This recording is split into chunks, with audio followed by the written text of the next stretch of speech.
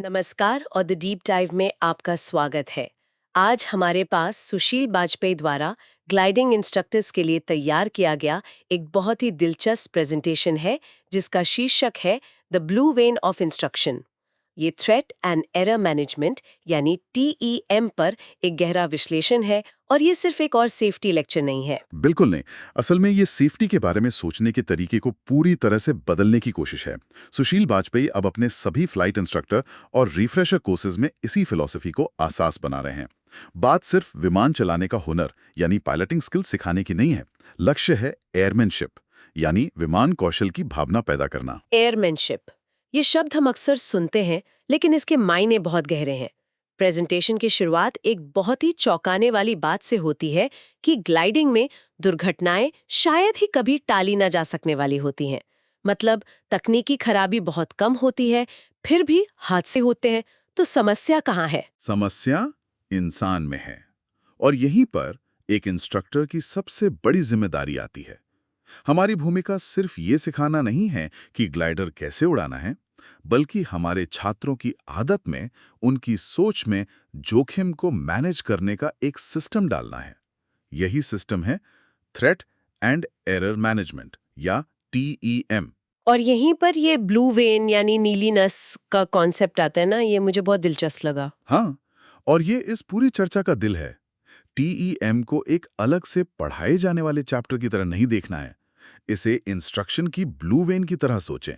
ये वो जीवन धारा है जो हर सबक के अंदर से बहती है। अच्छा। चाहे वो प्री फ्लाइट चेक हो, सर्किट फ्लाइंग हो या फिर एडवांस्ड सोरिंग, ये हर चीज को सुरक्षा की एक निरंतर जागरूकता से जोड़ती है।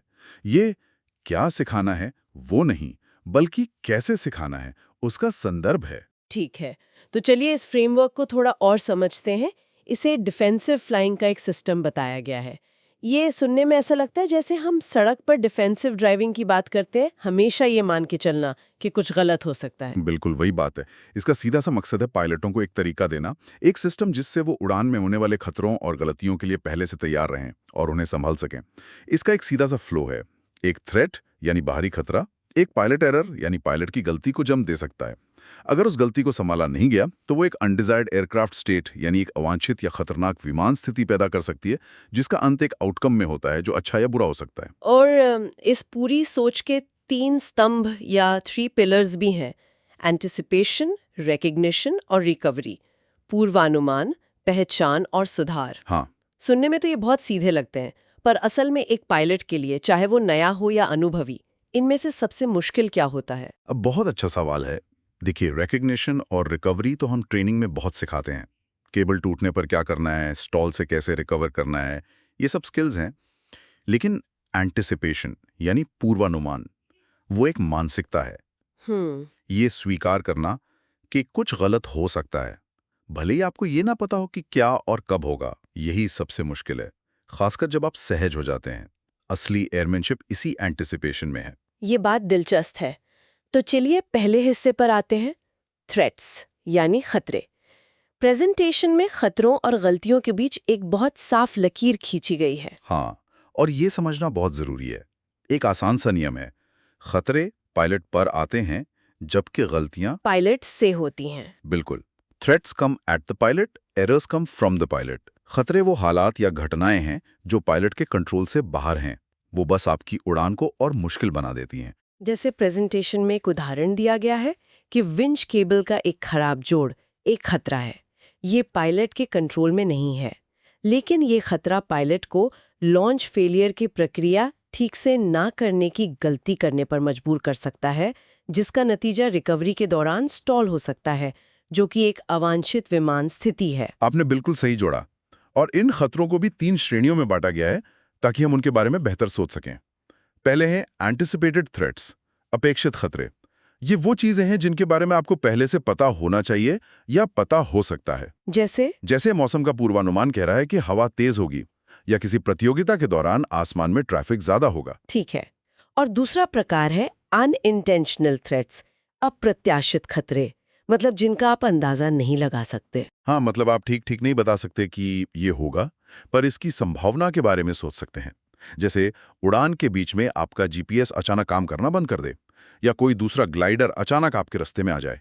आप इसकी उम्मीद नहीं कर रहे थे, पर यह हो सकता है। और तीसरा प्रकार जो मुझे सबसे खतरनाक लगा वो है लेटेंट थ्रेट्स, गुप्त खतरे। प्रेजेंटेशन में इनकी तुलना एक आइसबर्ग की छिपे हुए हिस्से से की गई है। और वो बिल्कुल सही तुलना है। ये छिपे हुए हालात होते हैं जो गलती करने का माहौल बनाते हैं।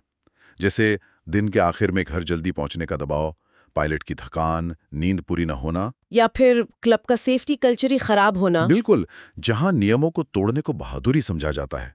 ये खतरे सामने नहीं दिखते, लेकिन ये पानी के नीचे मौजूद रहते हैं और किसी भी छोटी सी गलती को एक बड़े हादसे में बदल सकते हैं। तो ये खतरे तो बाहर से आते हैं, पर असली कहानी तो तब शुरू होती है जब पायलट खुद कुछ ऐसा कर देता है जिससे बात बिगड़ जाती है। गलतियां यानी एरर्स इस समीकरण में कैसे फिट होती हैं? गलतियां एक पल की चूक या भूल हो सकती हैं। अक्सर ये किसी बाहरी खतरे की वजह से होती हैं। मान लीजिए आप प्री लॉन्च चेक कर रहे हैं और तभी कोई दोस्त आपसे बात करने आ गया। ये ध्यान भटकना एक खतरा है। इसका नतीजा ये हो सकता है कि आप कैनोपी लॉक करना भूल जाएं और उसी के साथ टेक ऑफ कर लें। यह आपकी गलती है। यहाँ एक और बहुत महत्वपूर्ण बात बताई गई है, गलतियों और उल्लंघनों वायोलेशंस के बीच का फर्क। हाँ, और ये समझना बहुत ज़रूरी है, जिसे इंटेंशनल नॉन कंप्लायंस कहते हैं। एक अनजाने में हुई गलती और जानबूझकर नियम तोड़ने में ज़मीन आसमान का फ़र्क है। जब कोई पायलट जानबूझकर नियमों की अवहेलना करता है, तो वो एक सचेत निर्णय ले रहा होता है। जैसे समय बचाने के लिए बिना विंग वॉकर के ग्लाइडर को रनवे तक ले जाना। ये कोई भूल नहीं है, ये एक सोचा समझा उल्लंघन है। और अक्सर ऐसे उल्लंघन एक खराब सेफ्टी कल्चर का हिस्सा होते हैं। और पायलट की गलतियों को भी 3 मुख्य प्रकारों में बांटा गया है: एयरक्राफ्ट हैंडलिंग, प्रोसीजरल और कम्युनिकेशन एरर्स। बिल्कुल, एयरक्राफ्ट हैंडलिंग एरर्स सीधी सीधी विमान उड़ाने से जुड़ी गलतियां हैं, जैसे गलत स्पीड रखना, खराब अप्रोच कंट्रोल या लैंडिंग के समय देर से फ्लेयर करना। प्रोसीजरल एरर्स प्रक्रिया से जुड़ी गलतियां हैं, जैसे चेकलिस्ट ठीक से ना करना या नियमों से भटकना। और कम्युनिकेशन एरर्स यानी संचार की गलतियां, जैसे रेडियो पर गलत जानकारी देना या किसी निर्देश को गलत समझ लेना। और इन सब का एक आम कारण है ध्यान भटकना या मानसिक रूप से थक जाना, मेंटल ओवरलोड। तो चेन अब तक ऐसी है: एक बाहरी खतरा थ्रेट, एक पायलट की गलती एरर का कारण बन सकता है। अगर इस गलती को पकड़ा या सुधारा नहीं गया तो आगे क्या होता है? तब हम चेन की अगली कड़ी पर पहुंचते हैं, अनडिजायर्ड एयरक्राफ्ट स्टेट यानी अवांछित विमान स्थिति। ये वो ओह नो वाला पल है जब विमान एक ऐसी स्थिति में पहुंच जाता है जो सुरक्षित नहीं है। अच्छा। आनकर रिकवरी करते हैं और सुरक्षित दायरे में वापस आते हैं। या फिर ये एक इंसिडेंट या हादसे में बदल जाता है। सही। ग्लाइडिंग में इसके कुछ उदाहरण क्या हो सकते हैं? बहुत आम है। फाइनल अप्रोच पर स्पीड बहुत ज्यादा होने के कारण रनवे पर बहुत आगे जाकर लैंड करना, या इसके विपरीत स्पीड बहुत कम होने के कारण भारी लैंडिंग करना। यहाँ तक कि जमीन पर ग्लाइडर की रिगिंग ठीक से ना करना भी एक यूएस है, जो उड़ान के दौरान एक भयानक घटना को जन्म दे सकता है। यहाँ से बातचीत का रुख असल मुद्दे पर आता है। एक इंस्ट्रक्टर इसे सिखाए कैसे? ये सब थ्योरी तो ठीक है, लेकिन इसे कॉकपिट में कैसे उतारा जाए? और यहीं पर प्रेजेंटेशन इंस्ट्रक्टर्स ट्रिपल मैंडेट यानी प्रशिक्षक के तिहरे शासनादेश की बात करता है। हमारी भूमिका सिर्फ टीईएम को जानना नहीं है, बल्कि इसे अपने छात्रों के खून में उतारना है। इसके 3 लक्ष्य हैं हर उड़ान में। 3 लक्ष्य। पहला, तत्काल उड़ान का प्रबंधन करें, मतलब जो उड़ान अभी होने वाली है उसके लिए खुद एक इंस्ट्रक्टर के तौर पर टीईएम का इस्तेमाल करें, ताकि अपनी और छात्र की सुरक्षा सुनिश्चित हो। दूसरा, पहचान के लिए प्रशिक्षित करें। हम छात्र को जानबूझकर उन संभावित मुश्किल स्थितियों या गौचास को पहचानने की ट्रेनिंग दे रहे हैं जिनका सामना उसे अकेले करना पड़ेगा। और तीसरा और सबसे जरूरी, आदत डालें। हम छात्र में टीईएम की एक आदत बना रहे हैं, ताकि ये उसकी सोच का हिस्सा बन जाए और वो अपनी हर उड़ान में इसे खुद ब खुद लागू करे। तो इसके लिए इंस्ट्रक्टर के पास क्या व्यवहारिक उपकरण है? उसकी टूल किट में क्या-क्या होना चाहिए? ये टूल किट एयरफील्ड पर पहुंचने से भी पहले इस्तेमाल होनी शुरू हो जाती है। पहला और सबसे महत्वपूर्ण टूल है प्री फ्लाइट ब्रीफिंग। ये सिर्फ ये बताने के लिए नहीं है कि आज हम क्या सीखने वाले हैं। तो इसे एक टीईएम टूल कैसे बनाया जाए? कुछ कदम हैं। सबसे पहले उदाहरण बनकर नेतृत्व करें। मतलब? मैंने आज मौसम का पूर्वानुमान अच्छे से देखा है, रात को मेरी नींद पूरी हुई है और मैं उड़ने के लिए पूरी तरह से फिट महसूस कर रहा हूँ। इससे छात्र सीखता है कि तैयारी सिर्फ ग्लाइडर की नहीं, पायलट की भी होती है। अच्छा। फिर सहयोगात्मक खतरे की पहचान करें। छात्र से पूछें, तुम्हें क्या लगता है आज के मौसम में सबसे बड़े खतरे क्या हैं? अगर क्रॉसविंड तेज हो गई तो हमारा एक्शन प्लान क्या होगा? उसे सोचने पे मजबूर करें। बिल्कुल, उसे सिर्फ जानकारी दे नहीं। और चेकलिस्ट का क्या? चेकलिस्ट अनुशासन पर जोर दें। छात्र को बताएं कि चेकलिस्ट उसका सबसे बड़ा टेम्प हथियार है। उसे पॉइंट एंड से तकनीक सिखाएं। जब वो रिकवरी एयर स्पीड बोले तो सिर्फ बोले नहीं बल्कि एयर स्पीड इंडिकेटर पर उंगली से उस स्पीड की तरफ इशारा करें। इससे दिमाग और शरीर दोनों उस प्रक्रिया में शामिल होते हैं। ठीक है, तो ये तो हुई उड़ान से पहले की बात। अब जब ग्लाइडर हवा में है तब कॉकपिट एक क्लासरूम बन जाता है। बिल्कुल। दूसरा टूल है इन फ्लाइट कोचिंग। यहां भी कुछ तकनीकें हैं। एक है सक्रिय निगरानी और वर्णन, एक्टिव मॉनिटरिंग एंड नैरेशन। आप जो देख रहे हैं और सोच रहे हैं उसे बोलकर बताएं। मुझे 2 बजे की दिशा में उस पहाड़ी पर ट्रैफिक दिख रहा है, हम उससे दूरी बनाकर रखेंगे। इससे छात्र का सिचुएशनल अवेयरनेस बढ़ता है। हाँ, और वो क्या होगा अगर वाले सवाल। What if scenarios. हाँ, ये छात्र की क्रिटिकल थिंकिंग को जगाते हैं। अगर इस खेत के ऊपर हमारा केबल टूट जाए तो क्या होगा? तुम्हारी लैंडिंग की योजना क्या है?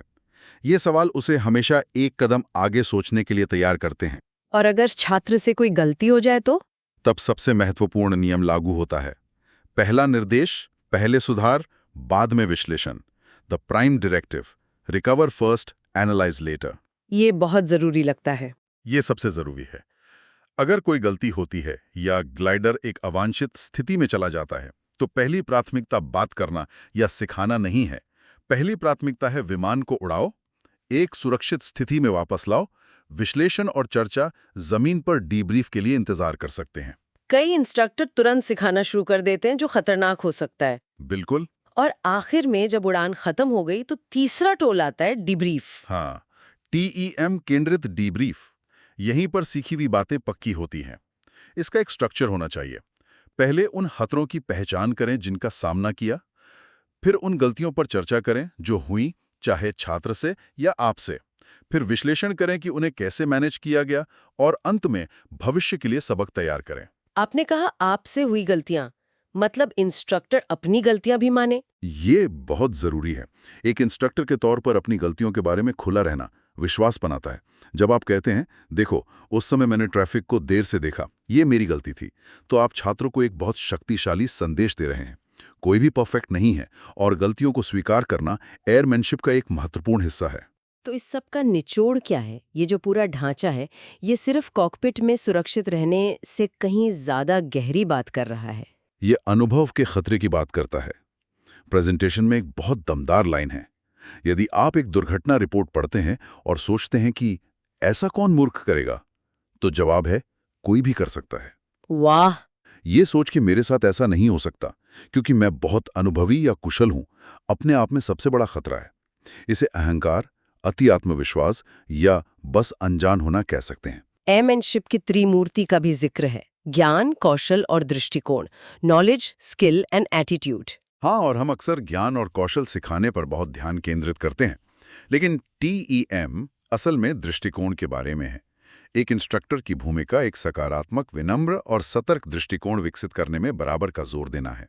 तो हम घूम फिर कर फिर से उसी ब्लू वेन वाले विचार पर वापस आ गए। ये कोई चेकलिस्ट नहीं है जिसे टिक करना है, ये एक दर्शन है। ये महान इंस्ट्रक्शन की जीवन धारा है। और इसका स्थायी प्रभाव यह है कि हम ऐसे पायलट तैयार कर रहे हैं जो सिर्फ ग्लाइडर नहीं उड़ा सकते, बल्कि अपने पूरे फ्लाइंग करियर के लिए सोच सकते हैं, पूर्वानुमान लगा सकते हैं और जोखिम का प्रबंधन कर सकते हैं। वे सुरक्षित हैं क्योंकि वे तैयार हैं, न कि इसलिए कि वे भाग्यशाली हैं। तो हमारे श्रोताओं के लिए अंतिम विचार क्या है? अगर कोई इंस्ट्रक्टर इस बातचीत को सुन रहा है तो उसे अपने साथ क्या लेकर जाना चाहिए? उसे ये समझना चाहिए कि लक्ष्य सिर्फ उड़ान के लिए टेम सिखाना नहीं है। ये एक ऐसी मानसिकता पैदा करने के बारे में है जो छात्र के साथ हमेशा रहे। ये एंटिसिपेशन, रिकग्निशन और रिकवरी के सिद्धांत सिर्फ हवा में ही लागू नहीं होते। इन्हें रोजमर्रा की जिंदगी में कैसे लागू किया जा सकता है? हाँ, ये तो बहुत गहरी बात है। सोचिए, जब कोई प्रशिक्षक वास्तव में इस दर्शन को अपनाता है तो वो सिर्फ सुरक्षित पायलट नहीं बना रहा होता, वो एक अधिक विचारशील, तैयार और लचीला इंसान बनाने में मदद कर रहा होता है। ट्रैफिक में गाड़ी चलाते समय खतरों का पूर्वानुमान लगाना, किसी बड़े प्रोजेक्ट को शुरू करने से पहले संभावित गलतियों के बारे में सोचना, किसी मुश्किल स्थिति से निकलने के लिए शांत रहकर योजना बनाना। ये सब टीएम ही तो है। बिल्कुल। हर इंस्ट्रक्टर के लिए अंतिम सवाल ये है, क्या ये सबक सिर्फ छात्र की लॉगबुक के लिए है या ये उसके जीवन के लिए है? हमारा काम सिर्फ पंख देना नहीं है, बल्कि उन्हें सुरक्षित रूप से उड़ने की समझ देना है, कॉकपिट के अंदर भी और बाहर भी।